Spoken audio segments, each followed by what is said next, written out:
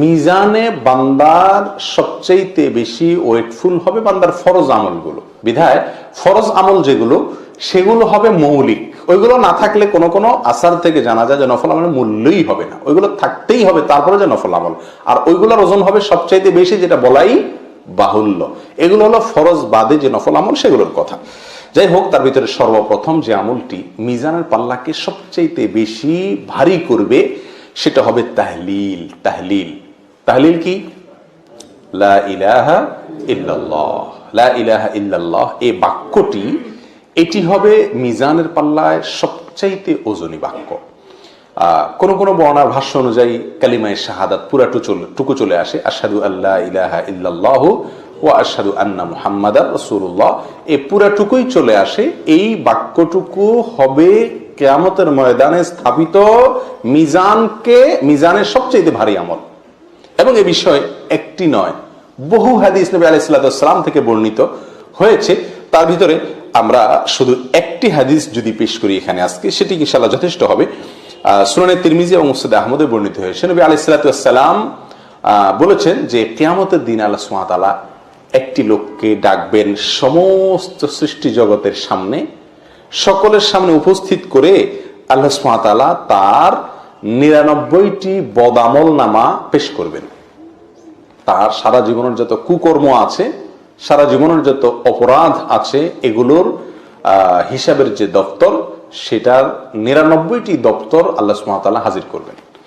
হাজির করে তার সামনে উপস্থিত করবেন, যার এক একটি দপ্তর চোখের যতদূর চোখ যায় ততদূর পর্যন্ত বৃহৎ, তত বড় হবে তার এক একটি দপ্তর। এরকম 99টি দপ্তর হাজির করবেন ওই লোকের, এত বেশি অপরাধ তার জীবনে ছিল। সুম্মা ইয়াকুল, এরপরে আল্লাহ সুবহানাহু ওয়া তাআলা বলবেন যে আতুনকিরু মিন হাযা শাইআ, তুমি কি এই যে দপ্তরগুলোতে যা লেখা আছে তুমি এসব করেছো বলে আমার ফেরেশতারা সংরক্ষণ করেছেন, এই ফেরেশতাদের লেখা তাদের সংরক্ষিত এই হিসাব, এর বিষয়ে তোমার কোনো সন্দেহ আছে কিনা, বা এর কোনোটিকে তুমি কি অস্বীকার করো? তোমার বক্তব্য কি? আল্লাহর আদালতে তার জবানবন্দি নেওয়া হবে।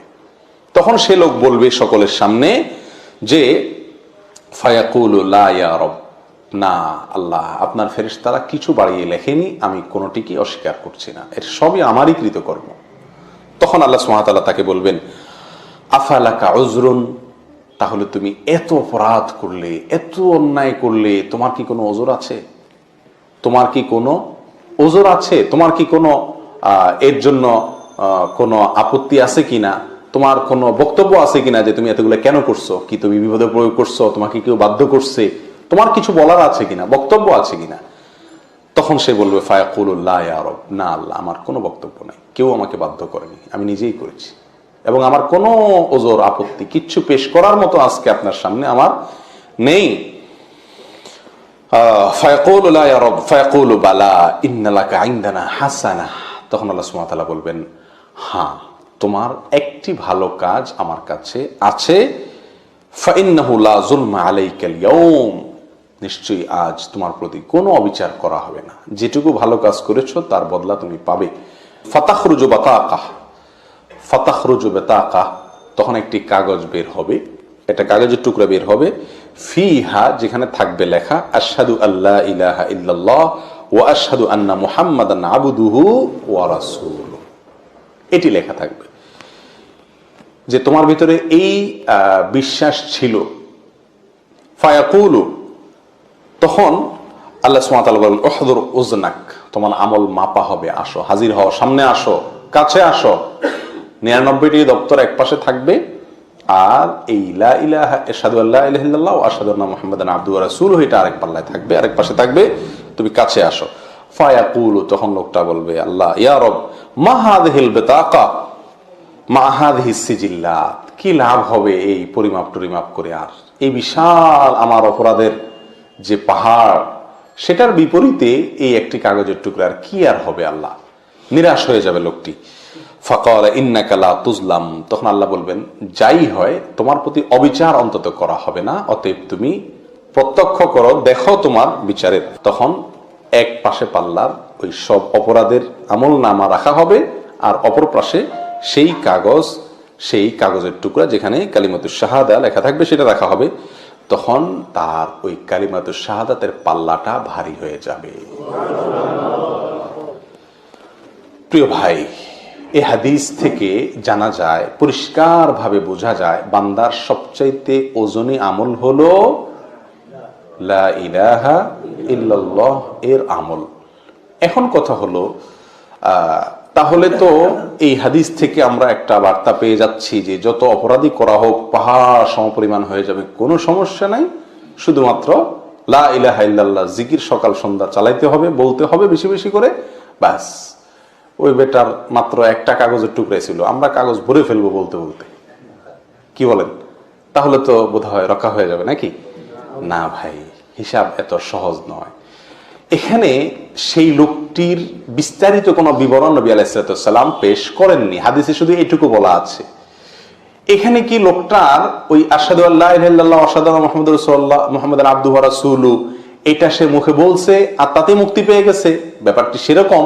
নাকি এর ঈমানটুকু তার কাছে অনেক হাই লেভেলের ছিল, সেজন্য সে রক্ষা পেয়ে গেছে?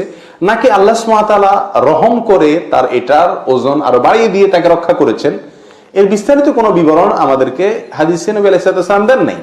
বিধায় শুধুমাত্র লা ইলাহা ইল্লাল্লাহ বলবো আর যত কুকর্ম আছে সব করব, এর কোনো সুযোগ নাই। তওবার ব্যাপারটাও এরকম। আমরা যখন অনেকে তওবার ফজিলত শুনি, তওবা সংক্রান্ত হাদিসগুলো শুনি, তখন আমরা অনেকে মনে করি যে তাহলে তো মোটামুটি ডাইন বাম যে সমস্ত আকাম কুকাম করার আছে সেগুলো তো চালানো যেতে পারে, কারণ আল্লাহ তো ক্ষমাশীল। এবং অনেকে বলেও আমাদের সমাজে, আল্লাহ মাফ করুন, অপরাধ করে আবার নির্লজ্জের মতো দুঃসাহসিকতা দেখায় বলে যে আল্লাহ ক্ষমাশীল। এরা আল্লাহর ক্ষমাশীলতার গুণের কথা শুনছে, কিন্তু আল্লাহর কাহার এই গুণের কথা শুনেনি। আল্লাহ সুবহানাহু ওয়া তাআলা যে কাহার, আল্লাহ যে জব্বার, আল্লাহর কাহার এর রূপ কেমন হবে, আল্লাহর জব্বারের চিত্র কেমন হবে, এ সম্পর্কে এই আল্লাহর বান্দার ধারণা নাই। সেজন্য তিনি তওবার উপরে ভর করে জেনে শুনে সজ্ঞানে কি করছেন? অপরাধ করছেন। প্রিয় ভাই, বিষয়টি হলো ওই ব্যক্তির মতো যে ব্যক্তির কাছে চাকু আছে, আবার হাত কাটা গেলে, পাও কাটা গেলে সেটা সঙ্গে সঙ্গে ভালো হওয়ার মতো বা রক্ত বন্ধ হওয়ার মতো মলমও আছে। এই মলম আছে দেখে কোনো বুদ্ধিমান মানুষ চাকু দিয়ে নিজের শরীর কাটবে না। মলমটা হলো কেটে গেলে অজান্তে, অসতর্কতায় যদি কেটে যায় সেখানে মলম ব্যবহার করে, এটা হলো জ্ঞানীদের কাজ, সুস্থ মানুষের কাজ। আর অসুস্থ এবং অজ্ঞানী লোকদের কাজ, মূর্খদের কাজ, বোকা মানুষের, নির্বোধ মানুষের কাজ হলো যে তিনি কি করবেন? মলম যেহেতু আছে সেহেতু তিনি চাকু ব্যবহার করেন, যে মলম যেহেতু আছে তাহলে এটা কেটে নেই। এটা পৃথিবীর কোনো বুদ্ধিমান মানুষ করবে না। অতএব তওবা আছে সেজন্য আমি কুকাম করে নিব, লা ইলাহা ইল্লাল্লাহর পাল্লা দিয়ে আল্লাহ আমার ভারী করে দিবে, ব্যাপারটা এত সহজ নয়। প্রিয় বন্ধু, আখিরাতে নাজাতের জন্য কোন একটি আমলের প্রতি ভর করা, ভরসা করে বসে থাকা, এর চাইতে বা দু চারটি আমলের প্রতি ভরসা করে বসে থাকা, এর চাইতে নির্বুদ্ধিতা, এর চাইতে বোকামি আর কিছুই নয়।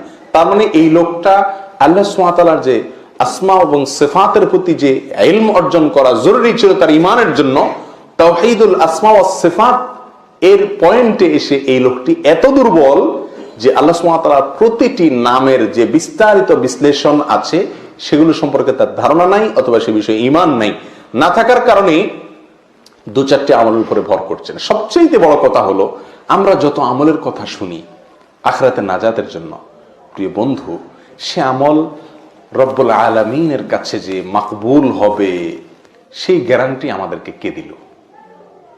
যদি আল্লাহ একটাও কবুল না করেন তখন রক্ষাটা কি? এই জন্য একজন ব্যাকুল, একজন সর্বহারা মানুষ সর্বশান্ত হওয়ার পরে তার বাঁচার জন্য, তার মুক্তির জন্য যত সম্ভাব্য উপায় হতে পারে তার প্রতিটি উপায়কে সে ধরার চেষ্টা করে। ঠিক না বেঠিক? ঈমান বিল আখিরাহ, ঈমান বিন নার, ঈমান বিল জান্নাত, এগুলো যদি আমাদের মধ্যে পূর্ণ মাত্রায় থাকে, এটার মিটার যদি অনেক উঁচু মাপের থাকে, তাহলে আমরা এই ছেলে মানুষই করব না, অর্থাৎ 2-4টি আমল পেলাম তাহলে তো মুক্তি সহজ হয়ে গেল, ব্যাপারটিকে এত ছোট এত হালকা মনে করব না, বরং চাতক পাখির মতো চেয়ে থাকবো কোন আমলটি আমাকে মুক্তির জন্য পথ দেখায়, কোন আমলটি আমার নাজাতকে ত্বরান্বিত করে, যেটি পাবো, যে হাদিস থেকে পাবো, যে আয়াত থেকে পাবো, যেই জায়গা থেকে পাবো, হুমড়ি খেয়ে সেটাকে আঁকড়ে ধরবো। এটা হলো একজন এরকম ইমানদারের কাজ, যেই ইমানদার আখিরাতের প্রতিটি বিষয়ের প্রতি তার ইমানের মাত্রা অনেক হাই লেভেলের। আল্লাহ তাআলা আমাদেরকে সেরকম মাপের ইমানদার হওয়ার তৌফিক দান করেন। প্রিয় ভাই, তাহলে লা ইলাহা ইল্লাল্লাহ এই বাক্যটি, এই হাদিস একটি আমরা মাত্র পেশ করলাম কারণ সময় অল্প। এ বিষয়ে বহু হাদিস আছে যে হাদিসগুলোকে একসাথ করলে যার সামারি, যার সারসংক্ষেপ আমাদের সামনে চলে আসে যে এই হাদিস, এই লা ইলাহা ইল্লাল্লাহ এই বাক্যটি মিজানের পাল্লাকে ভারী করবে। এখন কি এই বাক্য মুখে বললেই ভারী হয়ে যাবে মিজানের পাল্লা, নাকি এই বাক্যের বিশ্বাস নিজের ভিতরে ধারণ করতে হবে? এই বাক্যের বিশ্বাসকে পরিপূর্ণ মাত্রায় সহি, সম্পূর্ণ বিশুদ্ধভাবে নিজের ভেতরে ধারণ করতে হবে। এটাকে ধারণ করার পরে যত মুখে বলবো তত বেশি সেটা ওয়েটফুল হবে ইনশাআল্লাহ। অর্থাৎ তাওহীদকে যত মজবুত করতে পারবো, তাওহীদের যত প্রকার আছে, সেটা তাওহীদুর রুবুবিয়্যাত হোক, তাওহীদুল আসমা ওয়াস সিফাত হোক, তাওহীদুল উলুহিয়্যাহ হোক, সমস্ত প্রকার তাওহীদকে পরিপূর্ণ মাত্রায় মজবুত করে সুদৃঢ় করে আমি মুখে যত বলতে থাকবো তত ফায়দা হতে থাকবে। এখন যদি একজন মাজারে সেজদা করে, একজন শিরকে আকবারে লিপ্ত থাকে, আবার এদিকে মুখে তিনি লা ইলাহা ইল্লাল্লাহ দৈনিকে 1000 বার পড়ে, তাহলে কি বলেন? মাছা নাই তার বুধবার, ইমানই নাই, আবার আমল পরিমাপ করে জান্নাতে যাওয়ার প্রশ্ন তো বহুত পরে। প্রিয় বন্ধু, সেজন্য তাওহীদকে মজবুত করার পরে যত বেশি লা ইলাহা ইল্লাল্লাহ এই দোয়া, এই জিকির যত বেশি বান্দা করতে থাকবে তত বেশি ইনশাআল্লাহ তার মিজানের পাল্লাকে কি করবে? আমলটি ভারী করবে। নাম্বার 2, তাসবিহ, তাহমিদ, তাহলিল, তাকবীর, 4টি জিনিস, 4টি জিকির একসঙ্গে, তাসবিহ, তাহমিদ, তাহলিল, তাকবীর, এই 4টির মিশেলে জিকির, এটিও মিজানের পাল্লাকে অনেক বেশি ভারী করে। এবং এ বিষয়ে আবু হুরায়রা রাদিয়াল্লাহু তাআলা আনহু বর্ণিত সহিহ বুখারীর সর্বশেষ হাদিস, ইমাম বুখারী রাহিমাহুল্লাহ তার বুখারীর ঐতিহাসিক কালজয়ী এই হাদিস সংকলনের গ্রন্থকে একেবারে শেষ করেছেন যেই পর্ব দিয়ে, তার ভিতরে এই হাদিসটি নবী আলাইহিস সালাম বলেছেন, কালিমাতানে খাফিফাতানে আলাল লিসান, 2টি বাক্য যেটা মুখে অত্যন্ত সহজে উচ্চারণযোগ্য, একেবারে খুব সহজে অল্প সময় উচ্চারণযোগ্য, হাবিবাতান ইলার রহমান, রহমানের কাছে অত্যন্ত প্রিয়, সাকিলাতান ফিল মিজান, মিজানের পাল্লায় অনেক ভারী। এটা হলো আমাদের পয়েন্ট। মিজানের পাল্লায় এই 2টি বাক্য ভারী হবে, নবী আলাইহিস সালাম বলেছেন সহিহ বুখারীর হাদিসে আসছে। আর সেই বাক্যগুলো কি? সুবহানাল্লাহি ওয়া বিহামদিহি, সুবহানাল্লাহিল আযীম। এখানে আমরা তাসবিহ পেলাম এবং তাহমিদ পেলাম, 2টি পয়েন্ট পেলাম। আমরা 4টি জিকিরের কথা বলেছি যেগুলো মিজানের পাল্লায় আমাদের নেকামলকে অনেক ভারী করবে। তার ভিতরে এই তাসবিহ এবং তাহমিদ এখানে পেয়ে গেলাম, সুবহানাল্লাহ এবং আলহামদুলিল্লাহ। আলহামদুলিল্লাহ প্রসঙ্গে পৃথক একটা স্বতন্ত্র হাদিস আছে যেটা আমরা অনেকে জেনে থাকবো, যেটা সহিহ মুসলিমে আসছে। নবী আলাইহিস সালাম বলেছেন, আবু মালিক আল আশআরী রাদিয়াল্লাহু তাআলা বর্ণনা করেছেন যে আত-তুহুরু শাতরুল ঈমান ওয়াল হামদুলিল্লাহি তামলাউল মিজান। আলহামদুলিল্লাহ এই বাক্যটি মিজানকে পরিপূর্ণ করে দিবে, ভরে দিবে একেবারে। তাহলে বোঝা গেল এই তাসবিহ, তাহমিদ, তাকবীর, তাহলিলের ভেতরে তাহলিল 1 নম্বরে আছে, এটা তো গেলেই আমরা তাহলিলের কথা। আর বাকি 3টার ভেতরে তাহমিদ, এটার গুরুত্ব অপরিসীম, এটা মিজানের পাল্লাকে ভরে দিবে।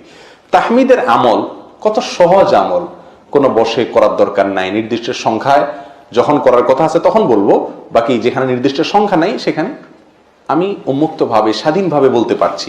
প্রতিটি কাজে যদি আমি, প্রতিটি পাও ফেলতে যদি আমি আলহামদুলিল্লাহ বলি, প্রতিটি লোকমা আমি আলহামদুলিল্লাহ বলি, প্রতিটি ভালো কাজে আমি আলহামদুলিল্লাহ বলি, মাঝে মধ্যে আলহামদুলিল্লাহ বলতে থাকি, তাহলে খুব সহজেই আমার নাজাতের রাস্তা ত্বরান্বিত আমি করতে পারি ইনশাআল্লাহ। অভ্যাসটা চেষ্টা করলেই কিন্তু তৈরি করা যায়। আমরা ওয়াও বলি, অনেক কিছু বলি, এই ওয়াও ফাও এসব না বলে যদি আলহামদুলিল্লাহর কালচার ঘরে নিজের বাসায় তৈরি করা যায়, এটাকে যদি প্রতিষ্ঠিত করা যায় যে আলহামদুলিল্লাহর খই ফুটবে বাচ্চাদের মুখের খই ফুটবে, স্ত্রীর মুখে খই ফুটবে, মা বাপ ভাই বোন অধীনস্থ নিজের সবার মুখে শুধু খই ফুটবে, আলহামদুলিল্লাহ আলহামদুলিল্লাহ, সবকিছুতে আলহামদুলিল্লাহ, জামা পরে ফেলছো বাবা আলহামদুলিল্লাহ, রেডি হয়ে গেছো আলহামদুলিল্লাহ। এরকম যদি আলহামদুলিল্লাহর একটা রব তুলে দেওয়া যায়, একটা পরিবেশ নিজেদের বলয়ের মধ্যে আমরা গড়ে তুলতে পারি, তাহলে ইনশাআল্লাহ আল্লাহ সুবহানাহু ওয়া তাআলার কাছ থেকে আমরা অনেক জোরালো আশা করতে পারি আমাদের মিজানকে ভারী করার জন্য। যাই হোক, আর বাকি যে দুটি আমল, সে দুটি আমল সেগুলো এসেছে এ সম্পর্কে জুয়ারিয়া রাদিয়াল্লাহু তাআলা আনহার একটা হাদিস আছে, যেটি সহিহ মুসলিমে বর্ণিত হয়েছে। হাদিসটি আমরা অনেকেই কম বেশ জানি। নবী আলাইহিস সালাম একবার উম্মুল মুমিনিন জুয়ারিয়া রাদিয়াল্লাহু তাআলা আনহাকে বাসায় রেখে বের হয়েছেন ফজরের সালাতে, ফজর পড়ছেন, ফিরে আসছেন। আসার পরে নবী আলাইহিস সালাম তাকে দেখলেন ওই জায়গায় বসে আছেন। নবী আলাইহিস সালাম কিন্তু বের হয়ে সালাতুদ দুহা পড়ে আসলেন, দীর্ঘ সময় গেছে। তিনি এসে বললেন, তুমি সেই বসায় এখনো আছো? বলে, ইয়া রাসূলুল্লাহ, হ্যাঁ সেই বসায় এখনো আছি। তো বসে বসে তিনি জিকির করছিলেন, আমল করছিলেন। নবী আলাইহিস সালাম তাকে বলেছিলেন, উম্মুল মুমিনিন জুয়ারিয়াকে, দেখো তুমি এতক্ষণে যত আমল করলে, যত জিকির করলে, যত দোয়া করলে, আমি 4টি মাত্র বাক্য 3 বার আমি পাঠ করে যেই পরিমাণ সওয়াবের ভার আমি তৈরি করেছি, আল্লাহর কাছে জমা রেখেছি, সঞ্চয় করেছি, তোমার এই পুরো সময়ের নেক আমলের চাইতে ওইটা ভারী।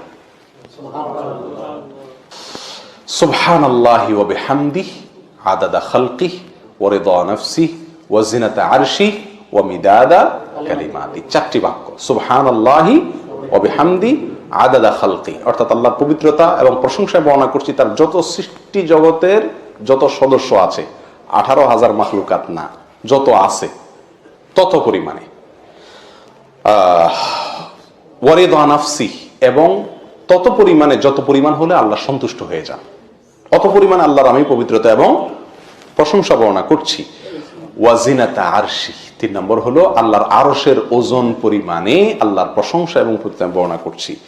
4 নম্বর অমিদাদা কালিমাতিহি, আল্লাহর যত কালিমাত আছে, তার যত কালি আছে সেটার সম পরিমাণে, ওটা লিখতে যত কালির প্রয়োজন হবে সেটার সম পরিমাণে আমি আল্লাহর পবিত্রতা এবং প্রশংসা বর্ণনা করছি। প্রিয় বন্ধু, এই আমলটি আজ থেকে আমরা যারা অভ্যাস আছে আলহামদুলিল্লাহ তো ভালো, আর যাদের অভ্যাস নেই তারা করে নি, সকালে ফজরের পরে এবং সন্ধ্যায় 3 বার করে সুবহানাল্লাহি ওয়া বিহামদিহি আদাদা খালকি ওয়া রিদা নাফসি ওয়া জিনাতা আরশি ওয়া মিদাদা কালিমাতি। করবো তো ইনশাআল্লাহ, একেবারে পাক্কা প্রতিজ্ঞা করে নেই, আমাদের প্রিয়জনদেরকে শিখিয়ে দিই ইনশাআল্লাহ বিদিনিল্লাহ। তাহলে এই বাক্যের ভিতরে ওই যে তাকবীর, তাহমিদ, তাহলিল এগুলো আছে। 3 নম্বর আমল হলো 5 ওয়াক্ত সালাতের পরে যে সমস্ত জিকিরগুলো আছে, দোয়াগুলো আছে, সেগুলোকে নিয়মিত করা এবং করার চেষ্টা করা। আমরা তো হুট করে সালামটা ফিরাতে পারলেই দৌড় দিয়ে কখন যাব, বাঁচাবো সেই চেষ্টা করি, যান বাঁচানোর চেষ্টা করি। অথচ এই 5 ওয়াক্ত ফরজ সালাতের পরে যে আমলগুলো আছে, জিকিরগুলো, তাসবিহগুলো, এগুলোর গুরুত্ব অপরিসীম। এই বিষয়ে একটি বর্ণনা আমরা শুধু আজকে পেশ করি, চলো যে আবু দাউদ, মুসনাদ আহমদ, তিরমিজি, নাসাই, ইবনে মাজাহ ইত্যাদিতে বর্ণিত হয়েছে। সহিহ তারগিব তারহিব আল্লামা আল-আলবানী রাহিমাহুল্লাহ হাদিসটিকে সহিহ বলেছেন। আব্দুল্লাহ ইবনে আমর রাদিয়াল্লাহু তাআলা আনহু বর্ণনা করছেন নবী আলাইহিস সালাম থেকে, তিনি বলেছেন যে 2টি অভ্যাস আছে বান্দার, এটা যদি কোনো মুসলিম বান্দা সংরক্ষণ করে, এটাকে নিয়মিত করে, এটাকে ধরে রাখে, কন্টিনিউ করে, এটাকে না ছাড়ে, তাহলে সে জান্নাতে প্রবেশ করবেই। তার জন্য জান্নাতে প্রবেশ করা সহজ হবে, জান্নাতে সে প্রবেশ করবেই। এবং সে 2টি আমলের দোনোটি আমল অত্যন্ত সহজ, অত্যন্ত সহজ।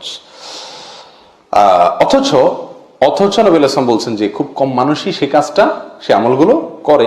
কি সেটা?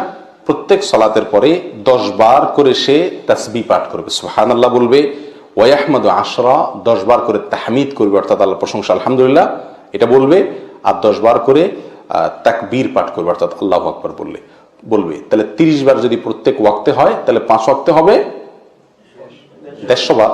নবী সাল্লাল্লাহু বলছেন যে ফাযাকা 50 ওয়া 100 বিল লিসান, মুখে সে 150 বার বলল দিনে, ওয়া আলফুন ওয়া 500 ফিল মিজান, সে আখিরাতে মিজানের পাল্লায় গিয়ে এটাকে 1,500 পাবে, সুবহানাল্লাহ, এই 150কে সে 1,500 সেখানে পাবে। যাই হোক, এই হাদিসে আরো অংশ আছে, আপনার শোয়ার সময় 33 বার সুবহানাল্লাহ, 33 বার আলহামদুলিল্লাহ, 34 বার আল্লাহু আকবার, সেটার কথাও আছে। সেটাও যদি কেউ পড়ে তাহলে সেটাও সমহারে মিজানের পাল্লায় সে অতিরিক্ত আল্লাহ সুবহানাহু ওয়া তাআলার কাছে পাবে।